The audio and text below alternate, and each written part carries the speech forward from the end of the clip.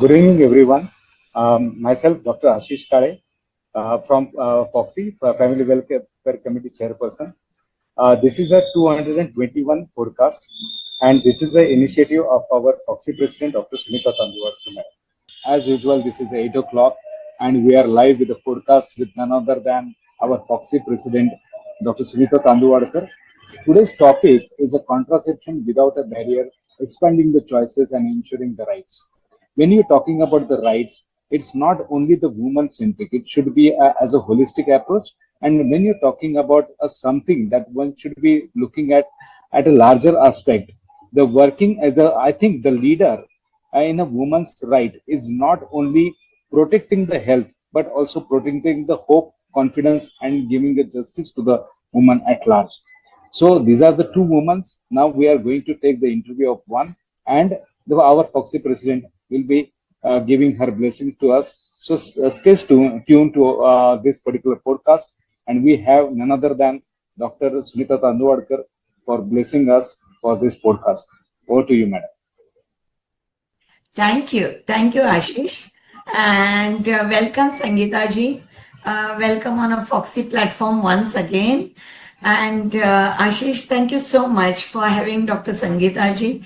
I think I'm very sure this podcast of yours will bring out a different aspect of a contraception, the need. I don't know on which direction you are going to take, but it will be one of the best. And also, Ashish, I must tell you, being an infertility specialist, working in a contraception is such a different field, but the way he's working is amazing. And any international programs also, when I tell him now, I think in Ethiopia, I'm sending you, Ashish, he never says, yes, madam. Very humble, very polite, very dependable. And I'm so thankful to you, Ashish. Though this is not your field of work, the way you are working in contraception, and not only for theory or something, but you are attending, you are going internationally to your learning. Sometimes I feel Norplant mein kya sikhana hai aur kya seekhna hai, but still you go with the passion and you follow the protocols of the governments. I'm very thankful to you, and I'm sure your podcast with Sangeeta ji will be one of the best podcasts everyone will hear. Sangeeta ji, our pattern is you both are taking the dialogue together, and I'll be listening to you both from the viewers link. I just joined to welcome you and to say good word about Ashish, our committee chairperson, who is so fantastic. Thank you. Thank you. Thank you, madam. So it's all because of you, madam. Without you, I will be nowhere. It's always your support and your strength. You are so hardworking, traveling, they get down, they attend, they ensure that they are available at 8 p.m. This is a huge commitment all of you are doing, and I'm thankful to you all. Thank you. Bye-bye. Thank you. Thank you. Thank you, madam. For the listeners, let me introduce our speaker. She is in the field of OBGYN for last more than 15 years. She is a pioneer in the field of contraception and technical aspects of family planning. She is working with me for last 2 years in a Foxy Family Welfare Committee, and also she is the person where you require really a need about the ISC materials or maybe a post-abortal services, how the technical aspect should be working with the government agencies. She is the person whom you can really depend on, and you can take advice how the things should be working. So, madam, welcome to this podcast, and we are really happy to have you here because it's my passion to have the person who really worked for the subject, and you had taken the time and come down for this podcast. Thank you very much for coming in. Thank you so, for these just to start with, madam. So, when you're talking about this today's podcast is the name that suggests the contraception barriers. So if you're talking about the really a phrase meaning of it, because the barrier, then you're talking about the barrier contraception, but it is not like that. So it's what's the phrase of the contraception without a barrier means an Indian or a global scenario to you? Yeah, you are right. Contraception without barriers, I think somebody might take it like barrier contraception, but no. Here we are trying to talk about the hurdles or the challenges which come in the way of contraception. So, contraception without barriers would mean that the woman or the man gets it as per her or his choice. It is available for and accessible for all the methods, all the possible methods, and it is given with dignity. The barriers also means that the things that should not come in the way is the physical distance. It should be very near their homes. All possible methods should be available. It should be non-judgmental and stigma-free service. And overall, it should be available to everyone, all the vulnerable population more so, because they are more in need of it. This is true for both global as well as India perspective and context. But when we talk about India, two layers I think get added up. Yeah. One is age and the other is marital status. I think these two things make things really difficult for young population as well as women who are unmarried to access contraception. So for them, just their age, just their marital status becomes like a barrier. But all of us should work towards achieving contraception without barriers, without any hurdles or challenges from not just a public health perspective, but also a rights-based approach, so that the goal is achieved, which all of us should aspire to do. And you, as Family Welfare Chairperson, I am sure you are going to do your best. Madam, as we know, you are a technical lead person for getting all the things done related to the government agencies and dealing with the policy makers. So when you are working in IPAS, what are the social and cultural and as well as the economical barriers you face, like you think the women face for access of the contraception services? So what is your view on that? Yeah. So you're right, when you work very close to the community, be it in the public sector or in Fogsi or in private sector, I think socio-cultural norms in our country are equally applicable to the people living in rural areas, peri-urban areas, as well as urban areas, where the effort to prove the fertility is very, very big. I'm talking about the marital status here. The socio-cultural environment around a married woman is that as soon as she gets married, she does not have the liberty to use a contraception, and she needs to just prove her fertility and have a child. And if she is not married, then of course she does not have a choice. So from socio-cultural angle, marriage is a very big issue in our societies. Age, again, as I said, is something that plays a big role. The younger population, adolescents, we just want to shy away from the fact that they are not sexually active and they don't need contraception. We just assume unmarried people, young people, they don't need contraception. So age and marital status is one a big hurdle from our social cultural environment. For women who are married, who want a contraception, even choice is a hurdle, because for them, it's not them who choose their contraception. It's either their partner or their family, or sometimes we as providers also choose the contraception for them. So they don't even have a choice. So there are so many of these socio-cultural factors which prevent any woman in reproductive age group to access contraception. Coming to your second factor, which is economic factor, for a common man, sometimes it becomes not affordable as a service. Sometimes travel is an issue. They have to spend when they go out, travel long distances to get the service. And all of us know that women's health don't come as a priority in any household. First, everything else will be taken care of. And then if there is some expense left, then it will be spent on women's health. So I think there again, all these factors together, they hamper the choice as well as agency of a woman to access contraception. Our socio-culture norm is such. Yeah. You talked about, Madam, adolescent age group. You talked about healthcare providers and our beliefs in a social as well as economical ways. So what are the healthcare providers should ensure that the contraception is not related to the pregnancy? It is beyond that, and we should be addressing much more of the reproductive rights also about the woman. So what is your take on that? Because see, when we're talking about contraception, we always talk about the pregnancy should not be there, and that's why the contraception has its belief. But as a healthcare provider, because you are working in IPAS, you work in with the different governmental agencies, in those situations, what is your take that how the healthcare providers should have? Yeah. So I think first of all, the health systems and the healthcare providers should put the woman in the center, and her choice should be of supreme, whether she wants a pregnancy or does not want a pregnancy. And by preventing an unplanned or unwanted pregnancy, the woman really empowers not just herself, but the whole family around her, because if she suffers, the whole family suffers. So by giving the choice in her hand, let her choose what she wants based on her situations and her circumstances. So providers should try and give information. They should support her choice. They should give services. They should respect her choice and motivate her to continue with her choice.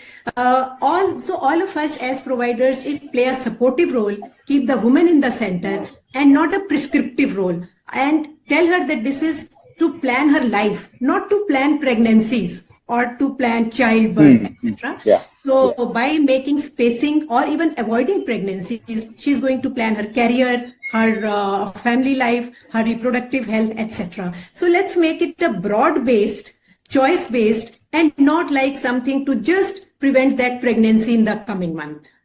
That's what we should. Madam, just to ask you, like on a personal ground, after doing so many years of OBGYN practice, and now into the technical field of the IPAS and the government agencies, how you feel different? Because the strategy is making and your role is totally from OBGYN into the technical lead and into the different policy making, statistics, how it feels? Yeah, so I think Dr. Ashish, a very, very interesting question. Two things I would say. One is that since I'm an OB-GYN, it gives me a different perspective of the whole program. I look at the women's side and I look at the systems side. So, and try to make a bridge between the two, because that's what policy should do. Because sometimes policies just look at the systems and perhaps forget about the women. And sometimes we as providers just talk about the women and forget about the system. That is one part that has helped me here. And second is, I feel that there is a potential in providers in making themselves empathetic, respectful, and that is what is going to make the big difference. So I think when I was on this side of the table, just a provider, my vision was very narrow and tubular. I just thought of that patient sitting in front of me and nobody else. Yeah. But when we went to the public health, the domain is so vast and everything is possible. Nothing is like impossible. So I think it has given me a huge benefit of being in OB-GYN and then in public health. Madam, then coming down to when you're talking about the society norms and the cultures and the environmental factors related to the acceptance, do you think what are the things should be done as far as the male contraception is considered and bridging the gaps between the two? Because in India or in the worldwide, we know that majority of us are talked about the contraception and the barriers, and I think the topic chosen by me is a barrier. So how can you bridge that particular gap between the two? Yeah. So I think unfortunately in our country, there's, so to say, a popular just one method for male contraception, which is condoms. And of course, there are other newer methods which are like in the pipeline, but nothing is as of now like popularly available. So what happens is that the whole responsibility of the contraception just falls on women's, it falls on her. By trying to introduce more choices for male contraception, I think we are going to bridge this gap of taking onus of the family planning or contraception equally between the two partners of the family. So not just that it will give a diverse method mix, it will give more options to the couple to choose from, it will give a joint responsibility, a shared responsibility, so that it's a joint decisions that they take rather than one person just being given the duty of doing the contraception and other person perhaps, as I said earlier, maybe she sometimes does not even make that choice. The choice also is made by someone else. So it becomes like a totally spoiled game. So I think getting more contraceptives, male contraceptives into the basket, into the system is something that should be vision for future.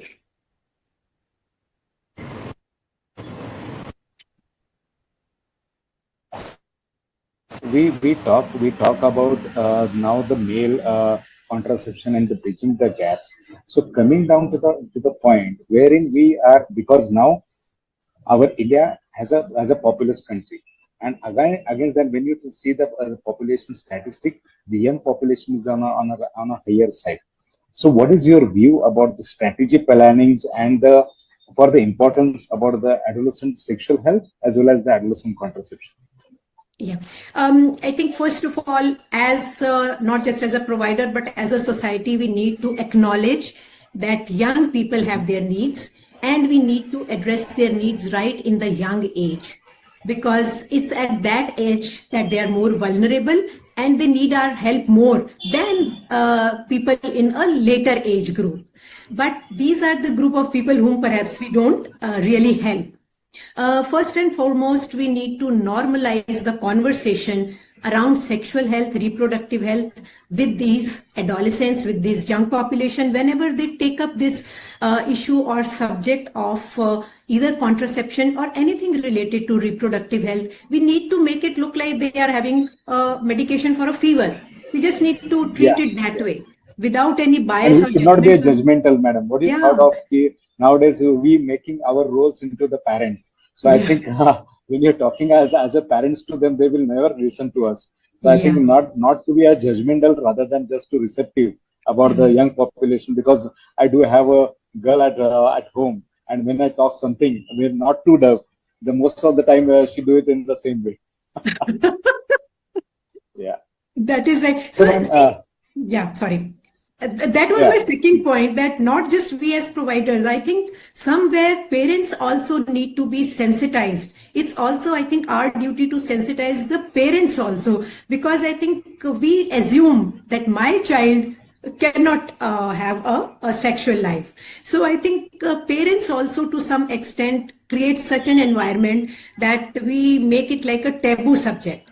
No one brings up this subject with the parents. So if we as parents, if we are able to give them comfort and talk to them, tell them that what is okay, what is not okay. It's okay to have sex, but please protect yourself from STIs, RTIs, from unwanted pregnancies. So if you take care of these two things, I think we are fine with it. But we perhaps don't do it.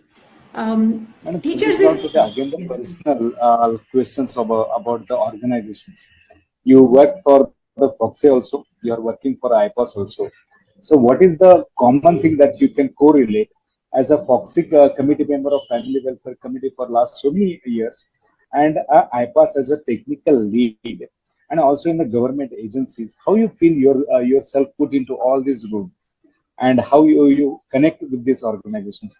Yes, sir, as I said earlier, I think it is such a perfect fit, because as a gynecologist, when I was just a gynecologist, I looked at only the technical aspects and never bothered about the softer issues, the subjective part of it, the public health part of it, the empathetic and the sympathetic part of it. It was just a patient and a doctor. When I started working for IPAS, I think the whole aspect of public health, trying to make the woman or the child or the adolescent or the married couple as the center, and everything else trying to tailor make as per their needs. So try and look their needs as the primary objective and not my treatment protocol as a primary objective. So I think that is why you would also remember that many times we've started using these terms like comprehensive, holistic, and it brings such a lot of difference to your mindset when you talk these terms, because your mindset just changes. If you don't say woman a patient, if you just say woman to a woman, it just changes your perspective. So a qualification that I have And the work that now I have been doing with the IPAS Development Foundation for a long time, I think has brought the two things, the holistic approach to a technical aspect. And that is why I think Family Welfare Committee also, I think I engage mostly on those aspects which have both these things together. And you are, of course, the technical expert, but I try to bring both these things together. Yeah, Madam, when we talking about nowadays AI everywhere and technology everywhere, we come up in the era now. The AI plays an important role, and technology is our the goal to go ahead, because we never thought that the phone can make the magic what it is doing now. So, what is the role of the technology as far as the awareness and acceptance of the contraception is considered now? What do you think of? So, see, this is an era of internet and mobiles, and digital tools is something that is used for awareness. The different digital tools are available, which perhaps all of the people in every generation is trying to access. We took different things in our time, which was just the reading material, a paper-based reading material. But these days, there are the chat bots, the helplines, the mobile apps, even so much so that telemedicine has taken up in a big way. Helplines, you know, that is really useful in giving counseling, answering questions on like a one-to-one basis. Chatbots have these questions which are like typed and they have AI-driven answers. Mobile apps navigate you to information. And telemedicine helps providers as well as our community members to even get the eligibility assessed for using or not using a method. So I think taking up of a method, accepting a method, knowing information, trying to even choose for oneself, even without first going to the provider. Of course, finally for services they do go to the provider. They always have some baseline which they have, with which they come to us. Yeah. Now, ma'am, when we're talking about prioritizing of the contraception services across the globe, and maybe as far as the India is now the populous country is considered, so how you are looking forward that the professional bodies to do as a prioritizing the concepts of barrier methods, or maybe towards the right of a woman to restore, because these are the professional bodies are working. I can name few like USAID or maybe USAID, IPAS, and all the bodies that are working towards the empowerment of the woman. So how you are looking as a different lead and different roles when the professional bodies can do this particularly strategies to overcome this particular barrier? Yeah, it's, as this is a complex problem, no one agency can tackle all these problems on their own. It has to be involvement of multi-stakeholders, some of which you have already enlisted, the professional bodies like Fogsi. Then it's the development partners, which could be agencies like IPAS Development Foundation and many others, as you mentioned. All of us bring different strengths to tackling this problem. Professional bodies like Fogsi should do more of what you are doing now, trying and creating awareness programs, podcasting it, making them reach a different cadre of people so that they get some awareness about what is normal, what can be accessed, how to approach, whom to approach, how can this information be taken from different sources. So I think professional body has a technical expertise. It has now gone into even the awareness generation, which it should do more and more of it. Professional organizations also should update their members very, very regularly, because as all of us know that many updates and evolution of methods and new methods and trainings, etc., and protocols, standards, etc., keep coming. And sometimes our private practitioners, sometimes they don't have time to go to like all the meetings, etc. So on many platforms, professional organizations should make this awareness as their mainstay, because finally it's those providers who are providing the services. Coming to other development partners, the supply of newer contraceptives, the materials, awareness generation materials, as you said in the beginning, the IC materials focused on the providers, on the women, on the community, healthcare workers, on the partners, etc. They needs to be developed and taken forward by the other set of agencies. So it's a collective decision, it's a collective work that we can do. No one partner or not one stakeholder, even I would say public health system also need cooperation and collaboration with all of us to tackle this complex issue. Now, madam, we are coming close to the end of this podcast. We touched upon the social barriers, we touched upon economical barriers, we touched upon adolescent, we touched upon male factors. Now we come up with the like, as a Fogsi committee chairperson, as you also know, that the first time the implant comes into India by the public sector as well as the private sector. And being I should be very proud enough to talk like our Fogsi president taken that initiative to make the hands-on training for the implants, and we are keep on going. More than 50 workshops we had done till now, and many of the gynecologists are being trained. So, madam, what is your now the take on this type of the long LARC methods, and how the India should be looking at?